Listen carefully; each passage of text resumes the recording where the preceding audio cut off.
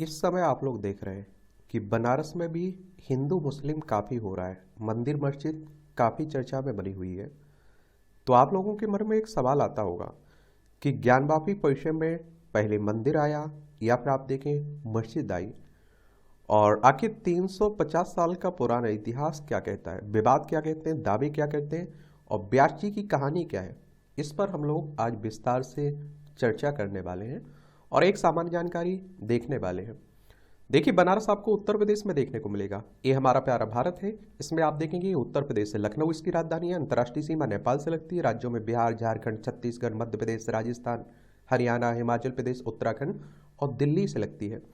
विधानसभा में 403 सीटें हैं, विधान परिषद में 100 सीटें हैं, राज्यसभा में 31 सीटें हैं, लोकसभा में 80 सीटें हैं।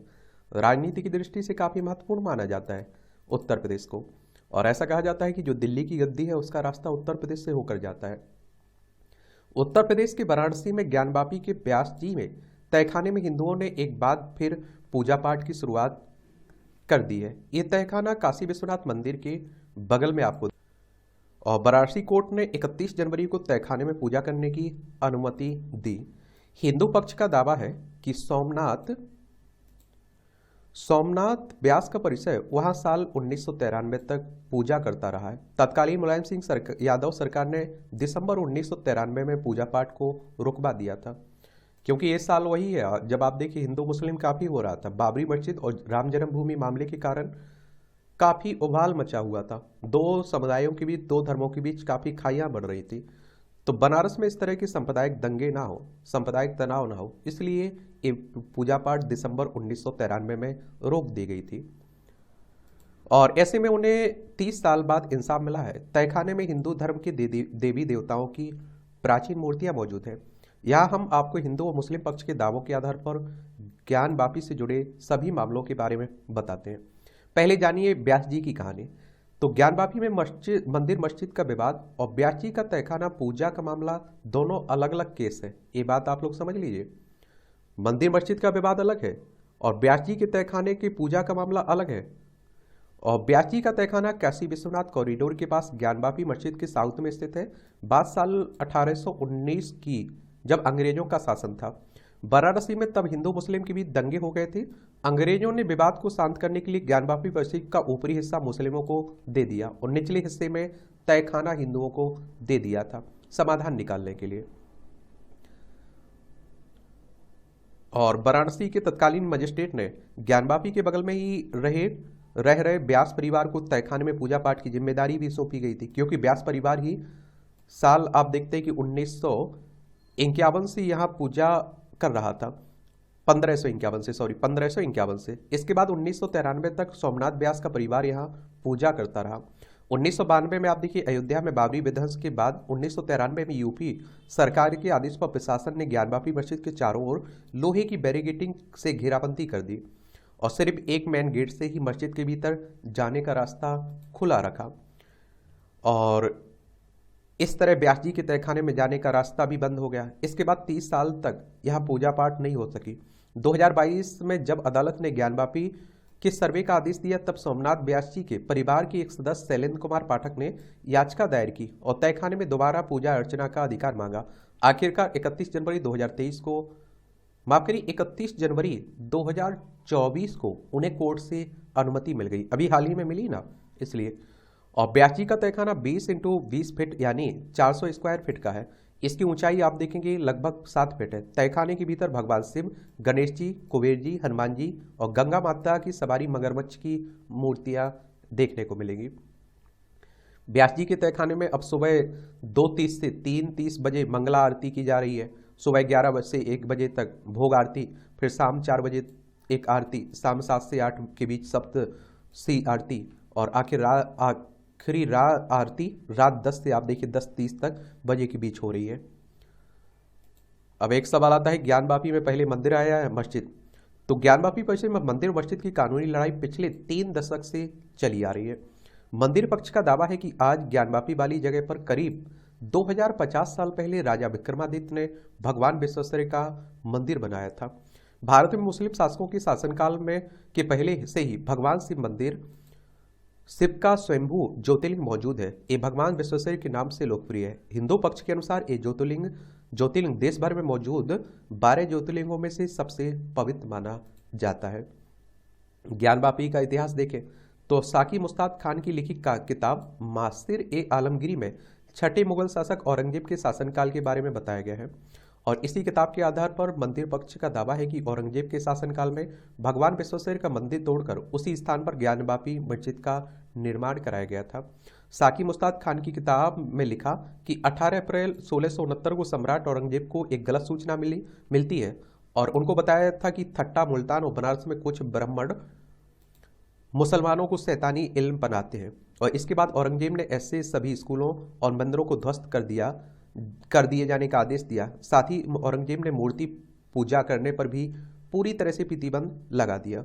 औरंगजेब के आदेश पर शाही अधिकारियों ने ज्ञानवापी परिसर में मौजूद आदि विश्वेश्वर का मंदिर नष्ट कर दिया था। एक मुगल शासक औरंगजेब के कारण देखिए कितने विवाद बने हुए। अब मुस्लिम पक्ष क्या कहता है इसे भी देख लीजिए। इस पर मस्जिद पक्ष का दावा है कि 1669 में किसी भी आदेश पर कोई मंदिर नहीं तोड़ा गया है। ज्ञानवापी परिसर में मस्जिद अंजुमन इंतजामिया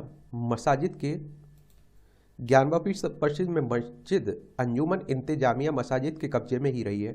ज्ञानवापी मस्जिद का प्रबंधन अंजुमन इंतजामिया मसाजिद के अलावा किसी दूसरे व्यक्ति या संस्था के कब्जे में नहीं था।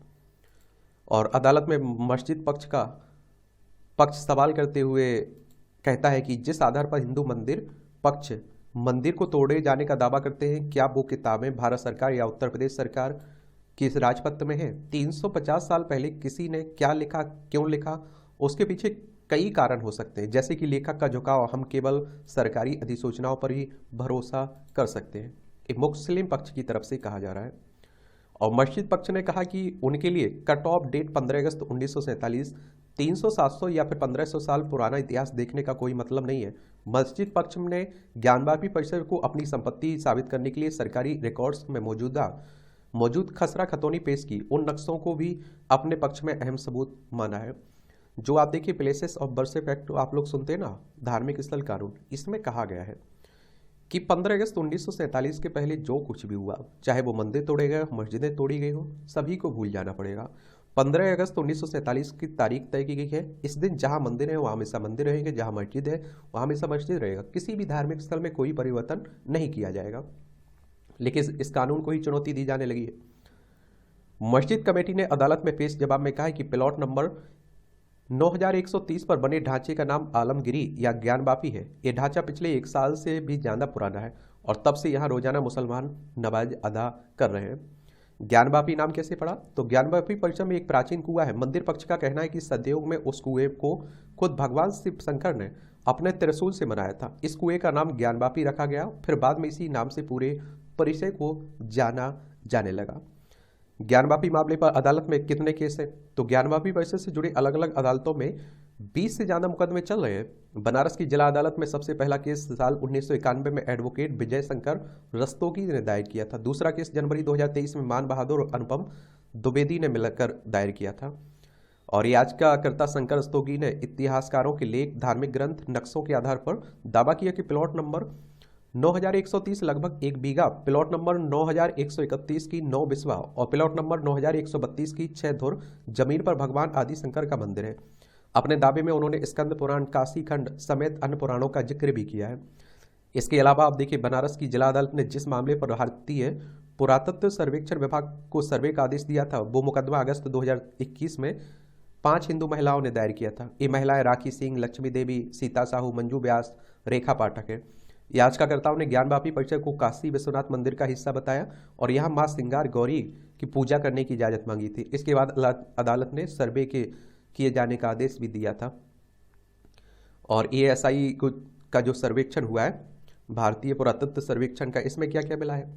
ज्ञानवापी परिसर में 14 मई 2022 को सर्वे हुआ था। हिंदू पक्ष ने अदालत में दावा किया कि सर्वे के दौरान 16 मई को मस्जिद के वजू खाने में शिवलिंग पाया गया।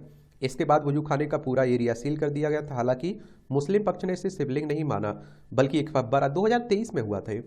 सर्वे किए जाने के खिलाफ मुस्लिम पक्ष सुप्रीम भी गया। सुप्रीम कोर्ट, हमारी सर्वोच्च अदालत है ना, संविधान के अनुच्छेद 124 के तहत स्थापना की बात की गई है। 28 जनवरी 1950 में स्थापना हुई थी सुप्रीम कोर्ट की, मगर वहाँ उसे कोई राहत नहीं मिली और सुप्रीम कोर्ट ने आदेश दिया कि एएसआई ऐसे तरीके से सर्वे करे ताकि कोई टूट फूट ना हो। केंद्र सरकार ने आश्वासन दिया कि बिना खुदाई और बिना तोड़ फोड़ के सर्वे किया जाएगा और आखिर एएसआई ने 839 पेज की अपनी रिपोर्ट अदालत को सौंप दी है। सर्वे में एएसआई ने बहुत बड़ा दावा किया। उनका दावा है कि ज्ञानवापी परिसर में पहले मंदिर था, मंदिर को तोड़कर मस्जिद का निर्माण कराया गया है।